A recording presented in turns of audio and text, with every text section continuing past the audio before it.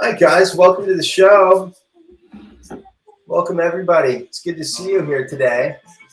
So this is an interesting little program that we're going to have today. I'm here with my good friend, Bettina Plug, and Bettina and I are running this program. I'm going to let her actually do the introductions, but I just want to kind of give people sort of a quick technical heads up of what's going on. We are running this show in tandem with the meetup for the Salesforce Top Performers meetup group, and then also on Clubhouse. And so on Clubhouse, we've got a few people. Bettina, I'm just going to have you mute for just a second so we don't get double sound on this. And starting to grow. So I'm going to go ahead and cut out the music. And Bettina, I'll let you just go ahead and launch things. Tell everybody what we're doing today. Hey guys, welcome all of you. I'm here with Josh today, and we decided to work together. Hi, Laurie.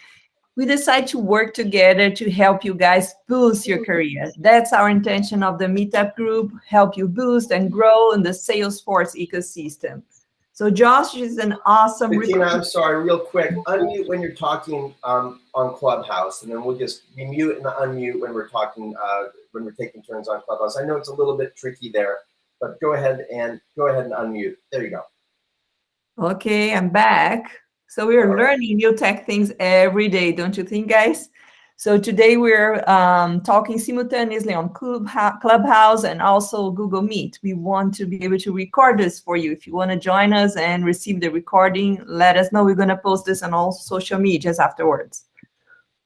Hey guys, welcome. The idea today is to help you boost your career. We're going to be talking about career paths for admins into the Salesforce ecosystem. As John mentioned before, he's an awesome recruiter, and I work as a life coach, helping people find balance between their professional and personal life. So we are going to try to help you today create your own path of success. It's with you, Josh. Okay, yeah. Some of you guys know me already. My name's Josh Matthews. I run the SalesforceRecruiter.com. It's called Endeavor Staffing. It's the name of the business. Been involved in recruiting in tech for 22 years, almost 23 years now. Kind of getting old, but so stoked to be here. You know, Clubhouse and these meetup groups have been terrific. I've been running them for several months, 4 or 5 months, I think, on Salesforce Top Performers group on Clubhouse. And it's just kind of our way of giving back and helping guide people. You know, a lot of what we do in my business is, you know, working with developers, architects, and leadership. We don't do as many placements with Salesforce administrators. And so that's most of you guys out there, by the way, so in the ecosystem. So this is the way to help hopefully give back and help to share some information that might be a little bit difficult to kind of weed through. There's a lot of information on the internet. And the goal here today is to be able to share some good quality information that helps guide you in making some decisions about how you want to launch your career, or if you're mid-career, which direction you might want to go. It's just a little bit of food for thought. That's it. And so if you'd like more information about what I do or some additional articles and vlogs and things, you can check out Josh Force on YouTube, and you can check out the SalesforceRecruiter.com, where we also have open positions. All right, back to you, Bettina. Hey guys, I want to mention also other resources probably you guys are part of. You have to unmute. I'm sorry, Bettina. You've got to unmute on Clubhouse. There you go. Sorry. Hey guys, I want to mention another resource is the user group locally in your towns. I'm the user group leader here for Fort Collins in Colorado, and this has been helping me so much to grow my career into the Salesforce ecosystem. I don't know if you already joined your user group locally. Probably they're doing online meetings, but soon they're going to go back to in-person meetings. And those in-person meetings, they're awesome to help you network, solve problems, and also figure out what paths to pursue. So you can talk with developers, you can talk with specialists, and it's a wonderful way to make friends in this ecosystem. I highly recommend you to join not one community, but more than one.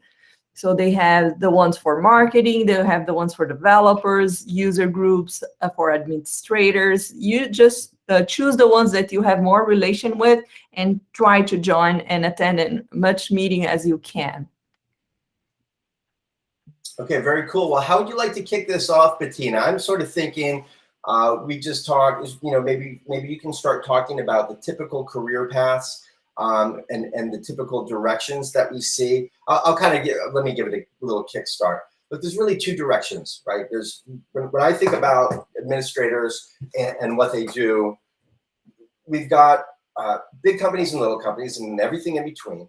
That's a decision, which kind of organization you want to work at. Then we also have, do you want to be building Salesforce instances? Do you want to be, working for a partner or a consulting firm and actually be configuring new instances of Salesforce, doing implementations, migrations, implementations, all of those things. So you've got the size of the company, you've got partner and consulting versus working within a Salesforce customer, right? Those are the two main things. Then there's specialties go with all of them. So every specialty, whether it's CPQ, marketing cloud, field service, experience cloud, financial cloud, HLS stuff, like anything like that exists under both of these sort of subgroups, right? The partner and the consulting, which there are this many.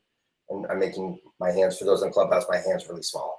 Okay, and then the vast amount, which is like something like 80% of Fortune 100 companies are using Salesforce. So there's way more customers.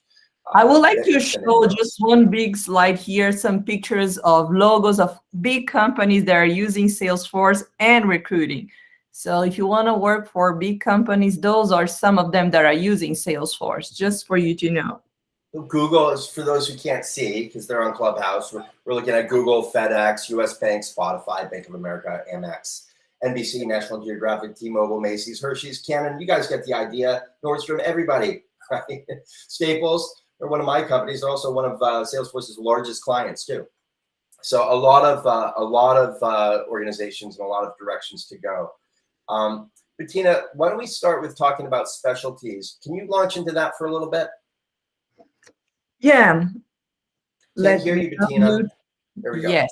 Can you hear me? Okay. So I would like to touch a little bit about specialties. I'm a nonprofit specialist, and I think this is a good career to pursue inside the Salesforce ecosystem. It's growing a lot. Salesforce, a long time ago, they have created Salesforce.org. And under the Salesforce.org umbrella, they had the education cloud, the nonprofit cloud. And nowadays, those two solutions were embedded inside Salesforce.com. All the professions right now work inside Salesforce.com. It's one single thing right now, but it's still a specialty that you can pursue. You can pursue a specialty on CPQ, health cloud, financial cloud, nonprofit cloud, and education. And the path to go there, we have some slides where we're going to talk about certifications later. Stay on to watch them. But you start as an admin, and if you have some passion, for example, maybe Laurie loves helping nonprofits. I don't know, she wants to give it back, or Greg wants to work for a nonprofit one day. Is it totally possible to make money with that? There are a bunch of big nonprofits like MS Society, Girl Scouts. They're using Salesforce, and they're high-level professionals. You just have to go deep into the specialty and get the certification on this field. With you, Josh. Yeah, it's true. A lot of people ask me, what should I specialize in, Josh? Like I want to go get another, I've got my admin and I've got my advanced admin, like what should I get next? And, sort of the standard pat answers are your sales cloud, service cloud. It really depends on whether or not they want to work for a customer or work for a partner, right? But the reality is people should do what they love and do what they know, right? I've got an implementation consultant right now. He's got a degree in finance. Guess what? It makes tons of sense for him to go into financial services with Salesforce, not just because he probably already have a little bit of a leg up on a lot of people and showing up with a degree in finance and having some background in it. But more importantly, he's going to be the obvious choice when it comes down to him or someone who doesn't have that degree or doesn't have that background. I just got off a call, I guess it was about 40 minutes ago, with a new client, called me, found me on Google or something like that, and they're looking for a Salesforce developer. and they're an asset management company, and they want a Salesforce developer with asset management experience. And I looked in my database, there's 4 of them. Right? But there's not a lot. So you can get a little bit too niche, where you'll definitely be the obvious choice, because as long as you can walk and talk and type, like, they'll hire you if you know that stuff. But at the end of the day, like, we're kind of looking for these sort of broad things. We want to, and I want you guys to stay tuned, because we're going to talk about some of the hiring numbers. We're going to look at how many job postings there are for all of these different groups, so that you can kind of get a sense of, like, how to be niche. Like, I'm niche, I just do Salesforce stuff, right? Like, how to be niche and be the obvious choice within that sector, right? But also not narrow yourself down so much, like Salesforce designer, of which I think there's like 20 jobs on LinkedIn compared to like 35,000 Salesforce administrator jobs, right? So, you know, you want to go into a career where there's actually a demand for that job. And yes, there's demand for administrators, but the more niche you are, the more obvious and likely you are to get that job for that specific thing that you're already passionate about. Maybe you studied in college, maybe you came from a marketing background, you want to get involved in marketing cloud, right? Maybe you were, you know, I don't know, an orderly in high school or something like that. You loved healthcare, you really want to get back to it, but now you're into technology, and this is your way back, right? To get into health and life sciences with Health Cloud. Let me point something. Even if you're working for a consultant implementation partner, they can be specialized as well. There are a bunch of partners specialized in nonprofits, a bunch of partners specialized in the financial cloud. So if you want to pursue also to work with an implementation partner, that's possible also to be specialized. That's right, Bettina. So where can people go if they're really brand new? And I think most people on here aren't totally brand new, but if they really wanted to go and explore some of these niches and specialties, where would you have them go to do a little bit more investigation right now?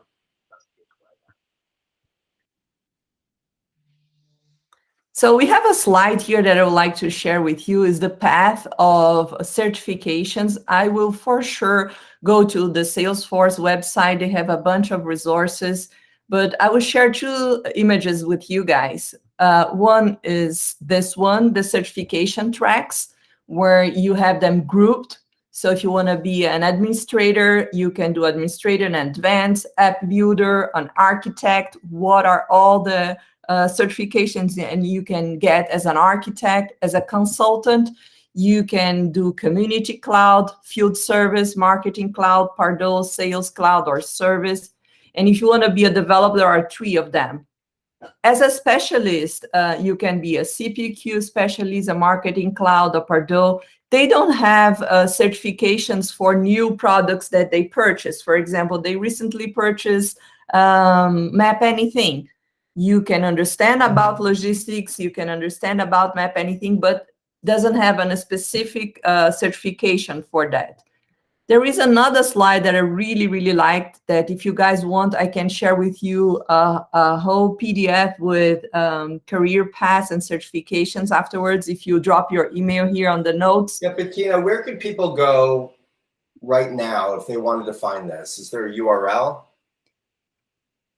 I have a PDF that I have downloaded. So if you guys want to drop your email here on the chat, I can copy and send it to you afterwards. But on looks like it's on Salesforce Ben too. Yes. In June. So look for June blogs for Salesforce Ben. This is a slide where it explains the career paths for administrators. So if you want to be, like I was saying, a nonprofit specialist consultant, you need the certification as an admin first. The same thing for education, for the sales cloud. But if you want to be an architect, the path is totally different. A lot of certifications you should get before making those high numbers that Josh are going to show you later on. So keep tuned. And as a developer as well, I think the developer career is the one that's most required at the moment, but it takes a lot of effort to get there. But if you have an IT background, this is not complicated. You have just to be a driven person, you can get there. Let me unmute here. Okay, and I'm getting apparently I'm getting a little bit of an echo, so let me see if I can do something about that briefly. Okay, I think we should be good now. Is there an echo? Someone text me if there's an echo now. Gone. Okay. Thank you, Casey. All right. We got some monitors, tech monitors on this show, making sure that we're coming across pretty smoothly. So that's good. Thank you. Yeah. You know, these paths, they're sort of set up like with how you can go about getting your certification, but your certifications aren't your career, right? They're the training and tools to support your career. They're the training and tools that support identification of you as a competent person who should be a qualified candidate for a new opportunity. But you can be an architect and have no certifications. It's real. I know them. They're out there, right? They're a little bit more tricky to get hired and they don't get paid as much. So I don't recommend going that path, right? But people bring it up all the time. Like certifications don't get you a job, right? Experience and competency and communication skills get you the job. So when we're thinking about our career paths, we really want to be thinking about not just developing our certifications and going down the road of our specialty, but being able to communicate that, articulate that, and have a really clear vision for ourselves. And so, I mean, I'd love to open up the floor here. We're going to open up the floor here in a little bit, but because I want to hear from you guys. Like, what have you done? You know, what are your recommendations? What's your advice? I see some people on Clubhouse right now, like Akalesh and Yen, and these folks, they're on the shows all the time, and I respect them, and I certainly want to hear from them and what they have to say. So what we've covered so far is that you can go with big companies and little companies, and you can pick sort of specialties, but I want to talk about the big company, little company thing, because this is truly a career path in and of itself, and where opportunities are going to open up for you. So I'm going to give you kind of a silly example real quick. Okay, so I went to a little private college, went to Whittier College in LA, and I got to be the general manager of the radio station. I was an art major, so I did painting and drawing and drew cool pictures and studied literature, artsy-fartsy kind of guy. But I got to be general manager of the radio station. The only reason why they gave me that job with my own office and free tickets to concerts and things like that was because I was at this tiny little university. I later on transferred and I went to San Francisco State. And even though I had spent 2 years scheduling 60 DJs for shows throughout the week and communicated with artist relations people and set playlists and did all this music direction, it didn't matter to San Francisco State. San Francisco State was a much larger university, and I couldn't even get a single 2-hour DJ slot because I wasn't a communications major. Okay, so welcome to big company, little company. When you're at a little company, you get to wear a lot of hats. Sometimes you wear just one hat and you're the Salesforce admin, and you have to do all that stuff. And you have to build your Apex skills. You have to do some development. There's just no choice. You don't have the budget for it. You might not have the resources for it. But you are the end-all, be-all, gatekeeper, project manager, business analyst, solution architect, administrator, advanced administrator, friend, cohort, like whatever. Like you're the person. When you go to a much larger company, you're just going to be doing the one thing on the one project usually. The bigger it is, so if you're working for a large company like United Health Group, which has hundreds of Salesforce professionals working for it, well, you're just going to be taking care of this one little piece, of their entire system the whole time, right? You might be even sharing that one little piece with 5 or 6 or 10 other people who are all doing the same thing, right? Just adding new users. And that's what you do all day. Like it's possible. It's a real thing. Okay. I love the comparison that you did with a house. Each profile, how is their role inside a house, building a house? Can you tell us this? Yeah, I can talk about that too, because that's also about our career paths, and that's a little bit more of an esoteric vision. But so just to summarize this sort of big company, little company, you will have more opportunities to try out new things at small companies. You just will, right? You'll have more influence. You'll often have direct communication with the owners or the leaders, the CEOs and the vice presidents. They're going to lean on you more.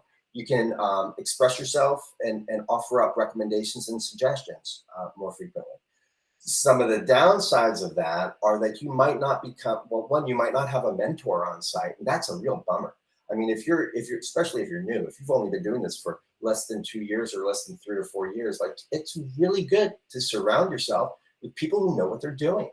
I did it when I was a recruiter. I was a brand new recruiter 22 years ago, and I had people who'd been doing it for 3, 4, 5 years or 10 or 20 years around me. And I got to learn from them.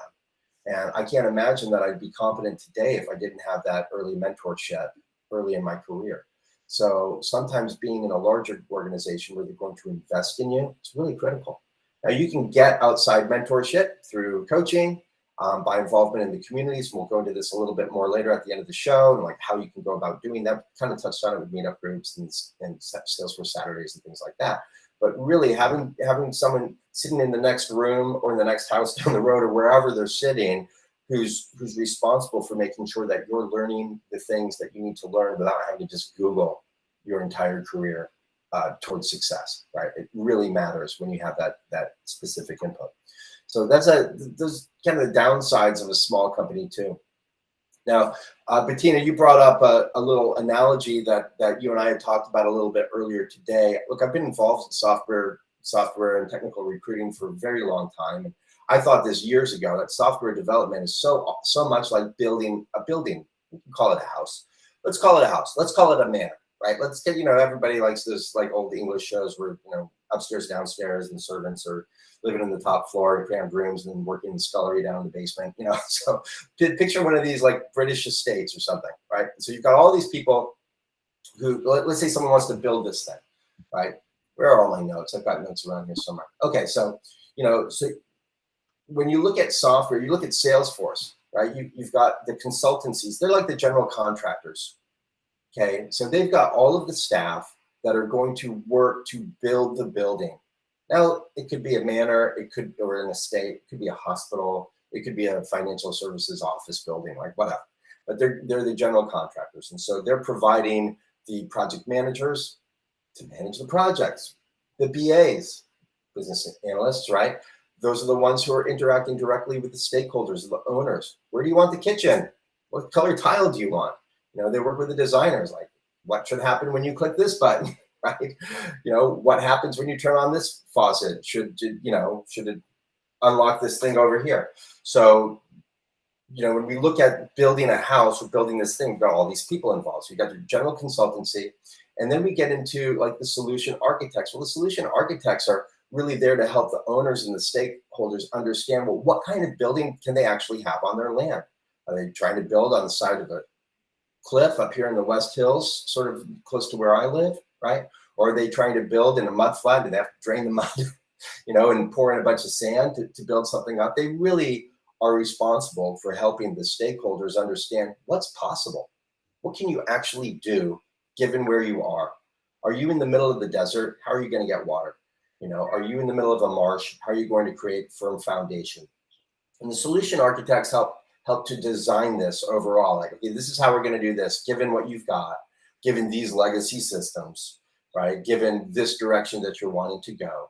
And they help to architect it. But then it's the technical architect that actually produces the blueprints, right? And then we've got the implementation consultants. Most implementation consultants, by the way, started out as Salesforce administrators. So that's one of the career trajectories for you, is to be an implementation consultant for a Salesforce partner, or do implementations within a large organization where you're not just adding new users and things like that and creating reports, but you're actually building out new functionality within the ecosystem that already exists. Okay, so you can do it both ways as a partner. Hey, Josh, let me talk a little bit about role of a consultant, because I've been doing this for 3 years. And just to pinpoint the main characteristics that you have to have an awesome presentation skills when you work in this role that he was explaining, and also understanding the big picture, how things needs to function inside a company or the organization that you're working for. Communication is one of the key things as well, but I love it. Yeah, you have to be a great communicator. You don't have to be an extrovert, but you have to be at least an extroverted introvert, right? Which is probably a better description. You can't be exhausted by talking to stakeholders, and you have to have, good time management, a willingness to try and really understand what the solution is. Good listening skills is really critical for an implementation consultant. All of these things can be Googled, right? And I also recommend, here's a great book. It's called the Salesforce Career Playbook.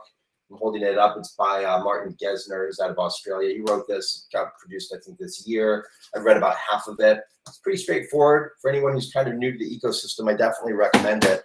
That's not a bad place to go. Kind of a quick read. Lots of pretty pictures. You'd like it.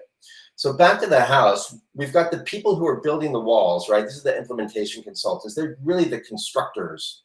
They're putting everything together, okay? Then you've got your developers. And when we think about developers in terms of Salesforce, we're talking about customization, okay? So they're building that custom furniture inside the building, or that custom gazebo, or that custom chandelier, or they're having to create custom connections to the weird water supply or the strange electrical electricity systems that the town produces. And this is kind of a goofy analogy, I know, guys, but the reality is that developers are doing the customized stuff, the things that you can't buy at Home Depot, right? The things that you can't just get a blueprint, by downloading it for free online. They're doing the trick stuff, the things that you can't just get the 8x4 sheetrock and throw it up and zip some screws in and call it a wall, right? So once this thing's built, then what? Well, now we've got our regular, Salesforce administrators.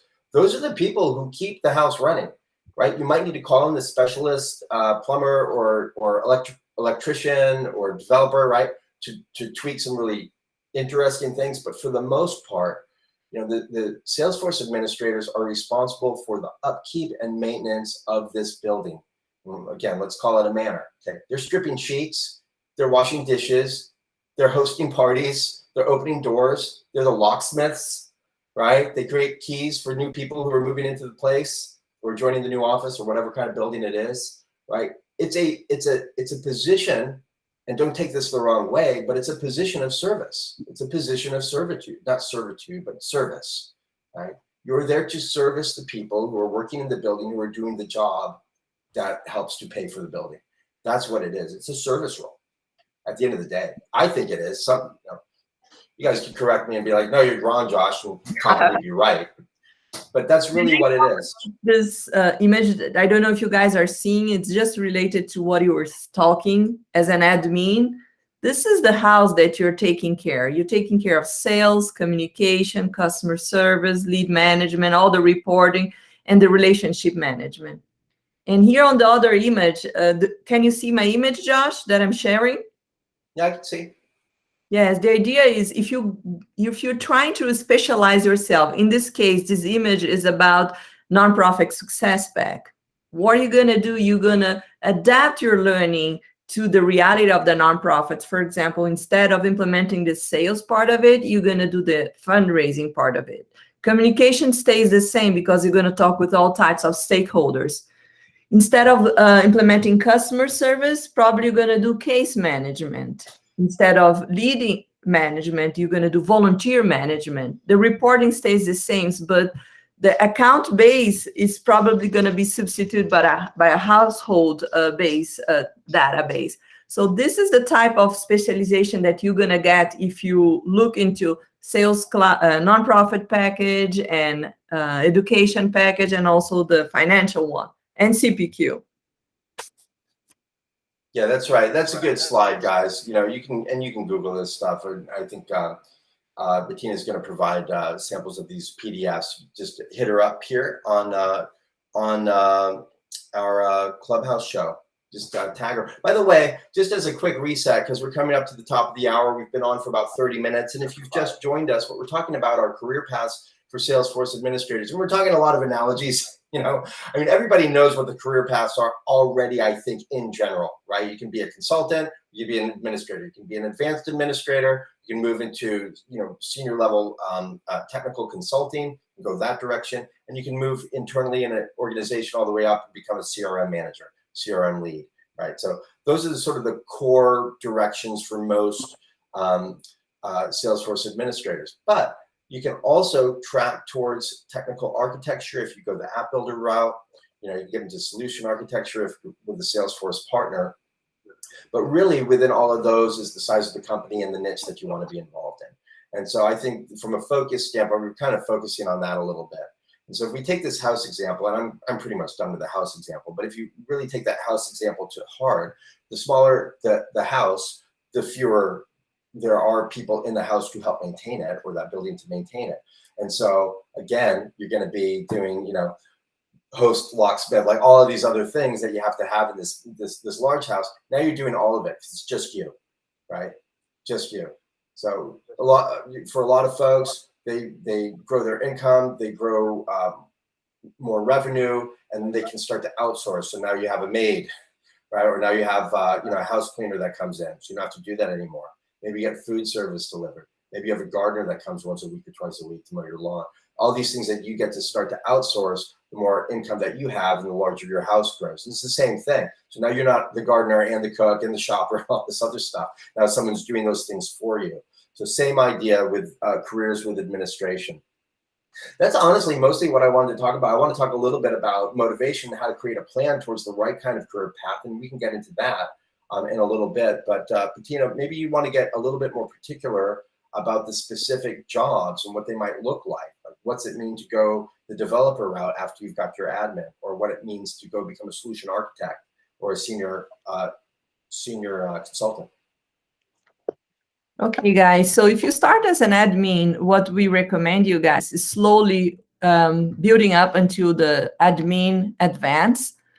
Or if you want, let me open here my notes. Or if you want, you can also specialize yourself.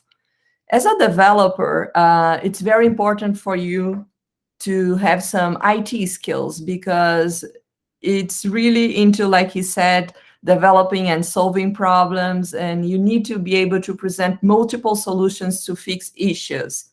As a consultant, generally speaking, you need more presentation skills. You need to feel comfortable communicating your ideas to multiple stakeholders. And also, you should love to solve problems and be part of the role as well. Sometimes you have to be the bridge in between the technical team and the commercial team. Great consultants are also comfortable with high-level client-facing stakeholder management. That's very important for you to have this commercial skills to be able to talk. But another path to pursue could be the marketing cloud. That's growing a lot. So as you know, Salesforce has 2 marketing solutions, Pardot and Marketing Cloud. And this is a path to pursue if you really like marketing strategies, like email marketing, automations. And it's, Josh, correct me if I'm wrong, but this is a position that's really high in the market, isn't it? Yes, absolutely. Unmute. Yes, absolutely. I mean, I get a lot of, you know, I've got marketing cloud positions, you know, pretty consistently. In fact, I just placed a marketing cloud campaign manager yesterday, accepted verbally. So, you know, there's probably about 20,000 marketing cloud oriented positions on LinkedIn right now. So it's definitely growing. It's taking over a lot of other systems. And you know, if you're into that, do it. You know, it's different. It's not the same as just being a Salesforce admin. You know, it's different. So if you're into marketing, email campaign management, then you kind of got to decide too. Are you into consumer product goods, right? Are you into you know, business to business communications versus business to consumer communications? Because those are 2 different paths within marketing cloud itself. You know, it's like looking at you know, Demandware and Commerce Cloud. Things can be a little bit different. So yeah, I think it's cool. I know a lot of cool people in that industry, and they seem to be happy. And you can do quite well too. You know, an architect, if you can find one, a marketing cloud architect. Most of the marketing cloud architects I know, they're earning in the $120 to $140 an hour rate. You know, on contract. It's not a bad life if you can get up there. So yeah, it's its own thing though. It really is. Can I talk a little bit about the ISVs? That's another career path that if you have more an entrepreneurial soul and you want to create new ideas, that's a path to pursue as well. I know some people that have created amazing solutions. For example, Mowgli is a guy who invented a message system that worked pretty well with nonprofits, and he created a product and became an ISV solution. Another girl who went to Switzerland and created an amazing idea on how to train people inside Salesforce. She created Spacket. And you can be a ISV partner for Salesforce as well. If you create something that's very useful and can be duplicated, that's another path as well. But then you're more like an or not a job seeker. Well, yeah, and you can go work at an ISV. An ISV, for those who aren't familiar with the term, it's independent software vendor. Okay, so these are the people who build applications that sit on the App Exchange. And not always, right? Not everything's always going to be on the App Exchange. A lot of times people are sort of considered an ISV, but they own the whole product and they run everyone through a single instance. And I've got some clients like that that do some really high-level, practically CIA investigative work on companies, right? When they're trying to do like deep background checks, the stuff that you can't find on Google. So they own those instances, but for the majority of them, you can download the product, right? Like I can go on the App Exchange, I can find a product where they've just done a highly customized version of Salesforce for headhunters. I can download that and I can pay for it monthly, and there you go. That's an ISV. So there's a lot of them. And then there's something also called PDOs. Those are product development outsourcers. It's not that many of them, maybe 17, 18 that are like sort of obvious that you can find on the App Exchange. Some of them are larger than others. I don't think any of them from an actual team size are much bigger than 200 or 300. They might have thousands of employees, but that's subset. And they're basically like a white label software development house for ISVs. So you can actually be like, okay, I want a product that does blank, but I don't want to build it. So then you knock on the door of a PDO and you say, okay, I want this product that does blank. And they go, no problem, we'll build it. Give us this much money. And you do. And they build it for you. And then they stick it on the App Exchange and everybody shares in the wealth. So, and then you'll hear the term SIs. What's that? They're growing a lot, Josh. For example, Map Anything was really tiny a few years ago. They've grown so much. They become one of the leaders in their market. And then Salesforce decided to purchase them. So if you are an entrepreneur who wants to create something unique, that's a path as well. Build something amazing, and probably one day Salesforce will purchase your company. That's true, but from a career path standpoint, a realistic career path, right? Because not everybody's going to go and be like, oh, I've got this great idea, I'm going to start my own company. Okay, but from a realistic standpoint, coming from a Salesforce administrator background, what could you do at an ISV? Well, you could do implementation consulting, just like you would do with a typical SI partner. And what that role would consist of is actually implementing the software, you know, that they're purchasing off the App Exchange, or either that way or directly, and helping to implement that to the client. And they can be, you know, $1 million implementations that usually, you know, it could be anywhere from $5, 10, 20, $30,000 implementations too. It really runs the gamut, but you're still getting to integrate the product with Salesforce. It's just, you're very specific. Something like, look at like a company like Conga, which was recently bought by Aptus this past year. Right? So a lot of people have their Salesforce admin certifications, and then they're considered consultants at Conga, and then they help implement Conga with the Salesforce instances of their clients. So that's a whole other direction that you can go with Salesforce admin certification and a little bit of background. Hey, how about if we talk a little about salaries? I have a slide, a general slide, and I know you want to include your inputs because you're more updated than even Salesforce. Yeah, you can go ahead and throw the slide up. Let's get in some echo there. Okay, yeah. So just so you guys know, I'm going to run through this real quick for those on Clubhouse so you can hear it. I think it's all BS, to be honest. I think most people's sort of understanding of salary it's just nonsense. Particularly, and I'll just say it, the Mason Frank guide, it's usually pretty crap. This year wasn't too bad. It wasn't too bad, but usually I just don't trust them. So here's what we're showing that Salesforce is producing. Salesforce Administrator on average in the US, 91K, BAs, 84K, marketing careers, they just lumped them all together, 69K, sales careers, 67K, service careers, 53K, Salesforce designer, 112K. Yeah, there's about like 4 Salesforce designer positions being advertised. That is not like, I mean, it's cool, but it's not where I would be going.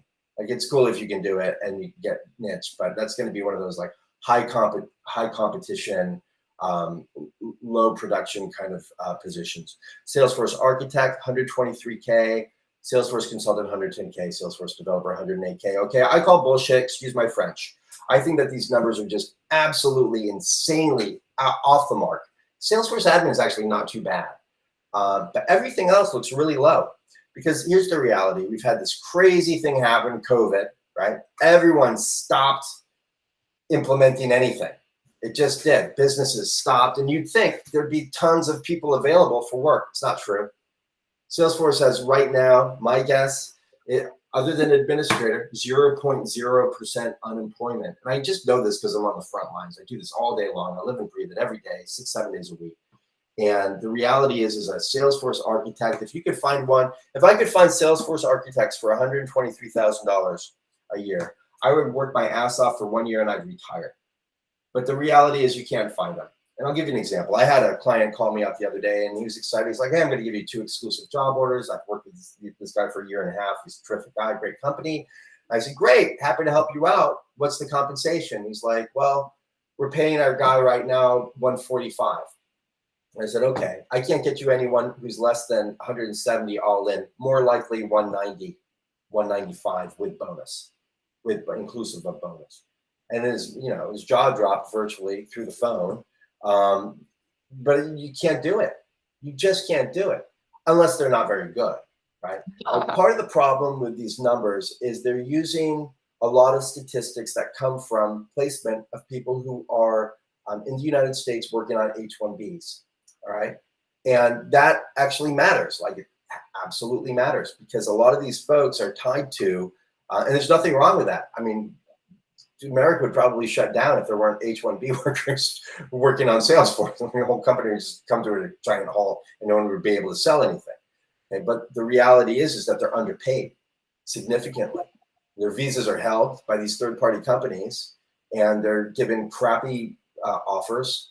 And they're just like, the problem is that the really good ones are underpaid and the really crappy ones are overpaid, but it still equates to a number that's inaccurate.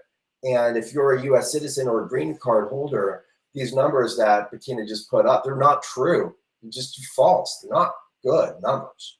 Right? So you've really got to take all information. This is not just on this little show, right? But you have to take all this stuff with a grain of salt, because it's just not accurate. Okay, so what is accurate? What am I seeing personally for Salesforce administrators? Low end, 65K. Depends where you live. If you're in, Irvine, California, or Orange County, California, yeah, it's going to be more. If you're in New York City, hopefully it's going to be more, right? Boston, more. Chicago, more. LA, more. Okay. But if you're in Denver, Portland, or Cincinnati, or Orlando, or Dallas, like, it's probably going to be pretty close to, average. So I'm usually seeing these positions start in that 60, 65K range, averaging out around 85, 80, 85, 90K, something like that for Salesforce administrator. And as a senior administrator, now you're getting into that 110 up to $140,000 a year. Again, that really depends on your location. Hopefully this mic's working just fine there. There we go. Okay, I'm going to do my Friday night DJ voice. All right, for project managers and business analysts, a good PM, they're generally in that 110 to 160K range. It's really going to depend on the size of projects that they've worked on. So if you're used to running projects that are $50,000 or $100,000, you're in that 110K range. If you're used to working on multi-million-dollar enterprise level projects, you've got your PMP and a bunch of other certifications, and you're a badass, you could probably expect to be making in the 140 to 160K range. That's a position that's really, I'm seeing more and more of those, where they really want Salesforce specific project managers. But we also see the role of project manager rolled in tightly to Salesforce consultant, or implementation consultant. A lot of these companies, and I've got clients right now, and by the way, I have open jobs right now. So if you're really good, and, you're a top performer and you want a new job, hit me up. But where they take the implementation consultant and the project manager role, and they roll them up together. But these are $30,000, $40,000, $50,000 projects. This is not $2 million and 30 matrix employees, right? It's not complex. From an architect standpoint, now we get into like some serious numbers, like really good, serious numbers. And this isn't to throw anyone who's currently an architect who's, making 150 grand out of whack and get them all worried and like, oh, I got to go get a new job because I'm missing out on 10K. If it's 10K, keep your job, man. Like, keep your job. That's one of the things I really don't like about some of the salary guides that get produced is some of them inflate the numbers with what you should be making, particularly in the ranks of the Salesforce administrator, where they're like, oh, you should be making 110K, and they're making like 75K, and they're actually worth 75K, and they're like, I'm quitting, I'm going to get a new job, I'm going to go make 110K, and then they go get a new job, and maybe it pays them 85 or 90K more, right? But it's used as leverage to actually get the clients who are paying the fee for the recruiting to feel to move off of the line with what they want from a budget standpoint. That's why they do it. It's a total scam. So realistically, solution architects, you're going to be anywhere in that 150,000 up to about $200,000. Depends on how good you are. Depends on whether or not you're having to travel a lot. Depends on how many certifications. Are you working on enterprise stuff? Are you working on federal stuff, right? Like through Acumen. Like it depends on how tricky it is. And so some of the, and then we get into the technical architects, and now like the greenbacks start to flow in a really big way. For the most part, I would say when I look at the technical architects that I've placed over the last 12 months, they're probably averaging about $170,000 to $180,000 base salary, with anywhere from a 10 to 20% bonus on top of that. The most expensive one that I've placed was $200,000 base salary with a 10 or 20% bonus. I think it was a 10% bonus. But he actually turned down a job that was a $250,000 base salary. He turned down the job because he liked this company more. It was actually Megan's company. For those of you who are on Clubhouse with me and joined the Salesforce Hiring Lens on Tuesdays at 9 Pacific, 12 noon, that's with ATG. So he turned down a lot more money just because ATG is such a great company, right? And he really liked the people. So that's something important. Just a reminder, we have 10 minutes left. Do you want to open for questions? Yeah, we can do that. I just want to give one more little bit of detail. Salesforce developers compensation, if that's a direction that you're looking to go, look, they can pay as low as 110. I'm seeing on average, if you've got a few years under your belt and a computer science degree, I'm looking at typically in that 140 to 160 range. But they can be more than that. If you're junior with very limited experience, 120, 130. Okay, but if you've got a few years experience, you know your chops, particularly if you've got a computer science degree and you grew up in the Java or .NET stack or even JavaScript stack, then you're going to make a little bit more, particularly with bonuses. And most companies are offering some sort of bonus. I do want to talk very briefly before we open it up for questions about what it looks like there in the market. First of all, you guys can do your own research. All you have to do is jump on LinkedIn or monster.com or indeed.com and in quotes, search for the job title that you're interested in researching. I did that for LinkedIn. I came up with some interesting numbers. For Salesforce consultant, 35,000 openings. Developer, 28,000 openings on LinkedIn, postings. Salesforce administrator, 63,000 openings. Now you can get narrow, more and more narrow, but that was in the United States. One thing to keep in mind is these numbers aren't necessarily real, right? One company might have 6 or 7 or 10 postings going through a bunch of different recruiters. So it's probably an inflated number, if anything. It's probably not the accurate number.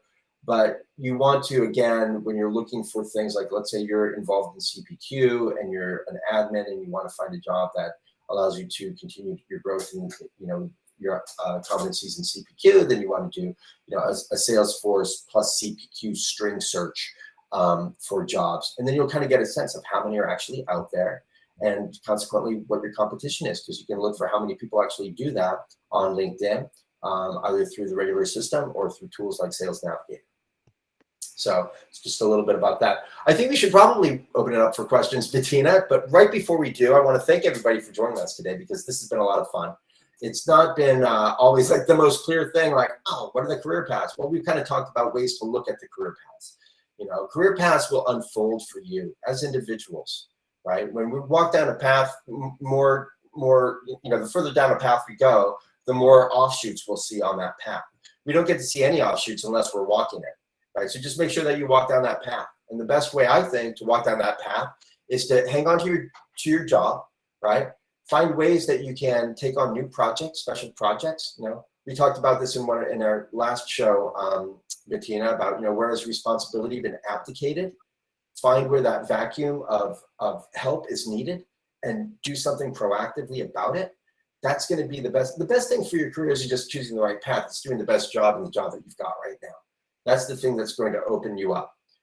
And we have here some other events coming up. Please, guys, don't forget to sign up. The next one is going to be maximizing performance and efficiency in your office home. So keep tuned in our meetup group.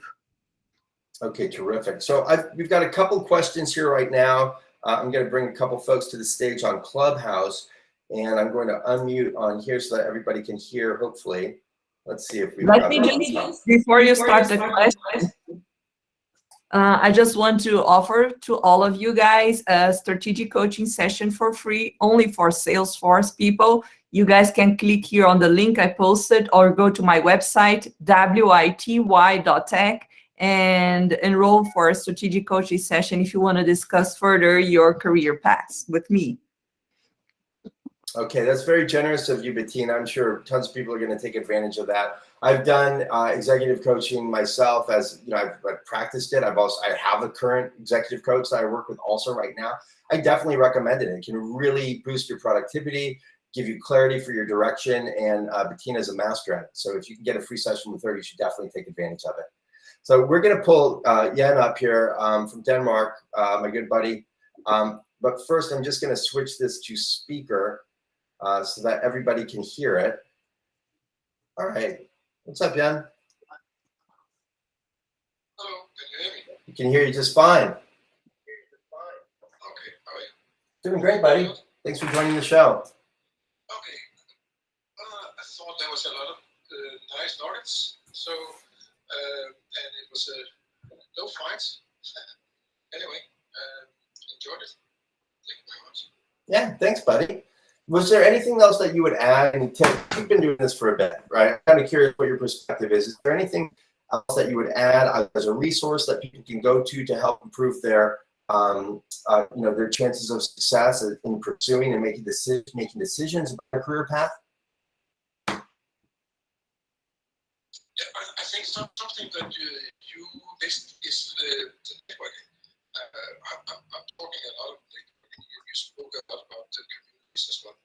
This is something that I appreciate very much because I find, for me, personally, it's very hard to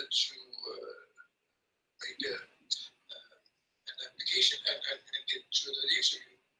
Perhaps you can see through the background of the green, I have a little bit of gray beard, and I think there's a little bit of bias in hiring. So I believe my way of getting into the systems and getting interviews is through networking. So this is something that people could be aware of. But I can see there's some people there in the audience that's perhaps a little way in the air. You're talking about me? No. You're a young guy. Yeah, I'm 49. I'm not too young, buddy, but okay, I'll take that. Well, look, it's a really good point, Jan. And the reality is, it's my personal belief that ageism is a much bigger problem in hiring than racism or excluding people based on gender. I've seen it way more than anything else. And I've been doing, I live and breathe it for 22 years, right? So ageism is an absolute real thing, and it does have its challenges.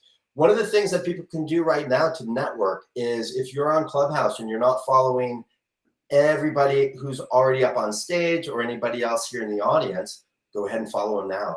If you're new to Clubhouse, all you have to do is tap on, like you see Salesforce, you tap on that, follow or add, whatever it says, you can do that. You can also join other Salesforce groups here on Clubhouse and just go through and see who there is and start following people. Some people get really weird. They don't want to follow more people than they have people following them.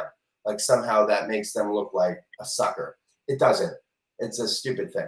So you can follow as many people as you like if you think that they're going to be interesting people. Now, if you want to get followed, whether it's on LinkedIn or something like Clubhouse here, one of the biggest mistakes that I see specific to Clubhouse is that people don't put what they do in their sort of tagline, right? So it'll just say, for instance, if you click on me, it says I recruit top performing Salesforce professionals, yada yada yada, right? But for For Yen, it says, see myself as a hashtag Salesforce crazy advocate and SFDC Swiss Army knife, which I love. I think that's such a great description.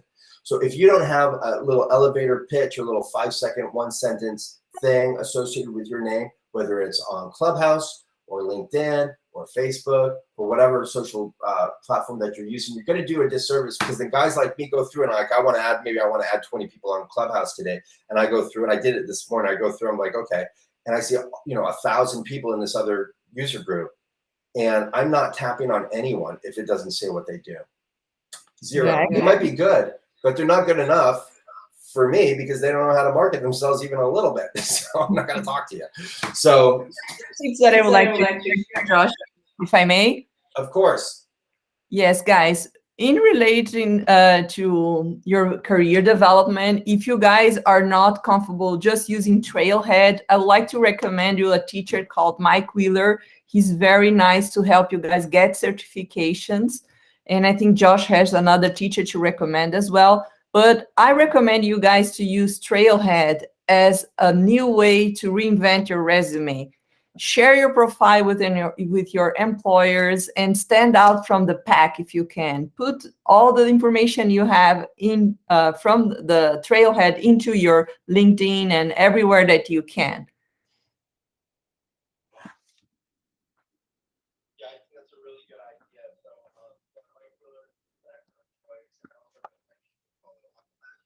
Clubhouse right now. If you're not on Clubhouse right now, so yeah, and you'll want to follow at also Salesforce Top Performers group, and you'll see Agalesh. He's doing a bunch of shows.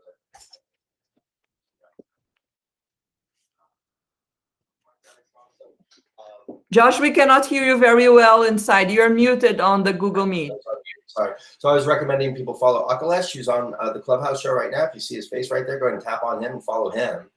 Then you can also follow Bradley Rice. Bradley has he owns and operates Talent Stacker, which helps people get their first initial experiences with Salesforce and helps to improve your resume and your profile and your interviewing skills. So he's a great guy to connect with also.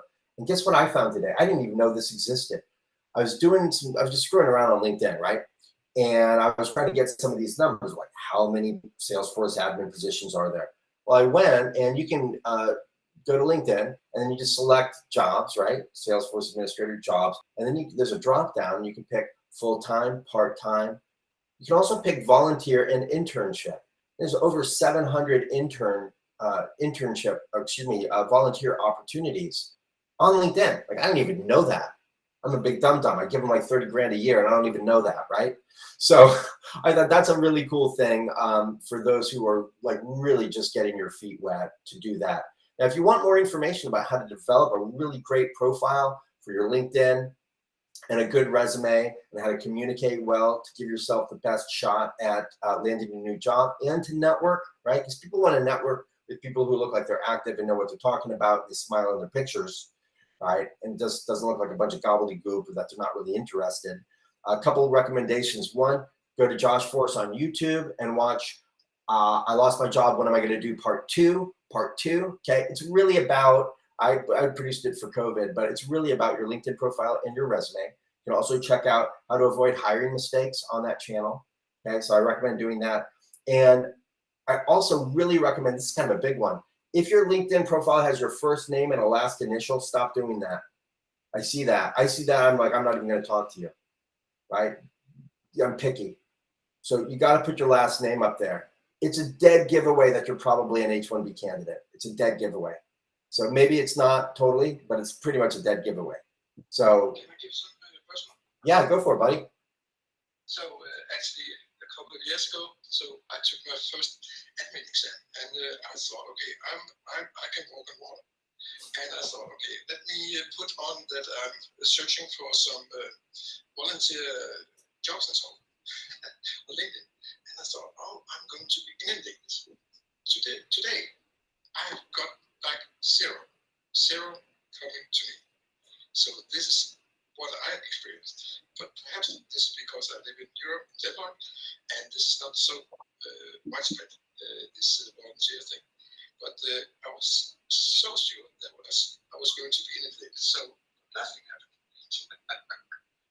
Well, yeah, that might be a Europe thing, and I'm no expert on the European market. I probably made 5 or 10 placements in Europe in my entire life, and that's not a lot considering the 100. So I can't speak to that, my friend. But really, so much of it has to do with your involvement. Now, LinkedIn has created some new rules around how many people you can invite a week. It's changed dramatically. It went from 700 a week to 100 a week, and so you really have to rely on people reaching out to you now.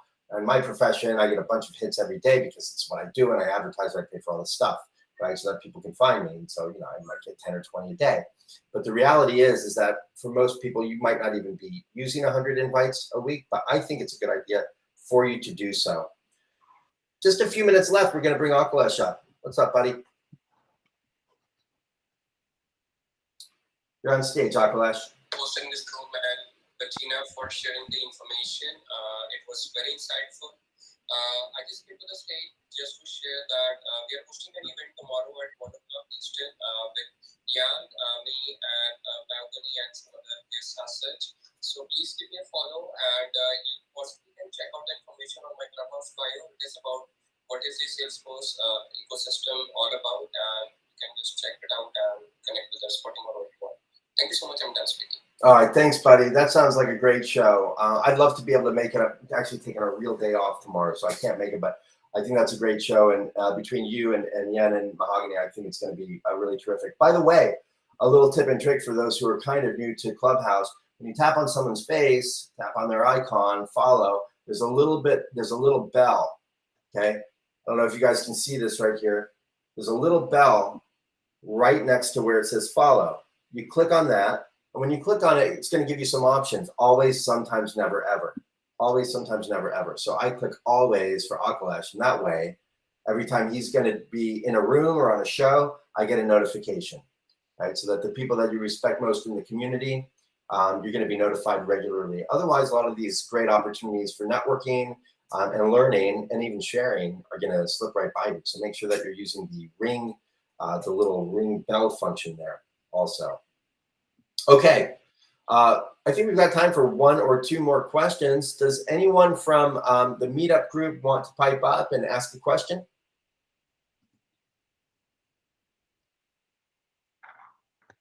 No? Okay. We have someone. Do you want to walk us out and talk about what's coming up in a month from now? Yes. Hey guys, don't forget our next event is going to be maximizing performance and efficiency in your home office. And the other one is stand out, rethinking your resume and LinkedIn profile. So stay tuned, please enroll in our next events and share with your friends. I will share the recording of this video in all my social media and my YouTube channel. You can be tuned on wyty.tech and schedule your strategic coaching session if you are a Salesforce professional. Okay, thanks, Bettina. Always awesome to do. Oh, well, I gotta mute this thing. Always awesome to do a fun show with you. I'm looking forward to the next session. And then I've got another Clubhouse show coming up. It's on Friday, 12 o'clock Pacific. Every single Friday. It's the Ask Me Anything show. You can even share, hey, Josh, this is my profile. What do you think? This is my LinkedIn profile. This is my resume. What do you think? Hey, I want a promotion. What do I do? I think I'm underpaid. What do I do? How do I handle that? So you can ask me anything on Friday at 12 o'clock Pacific. And with that, we'll say have an awesome rest of the week and wish you guys the very, very best.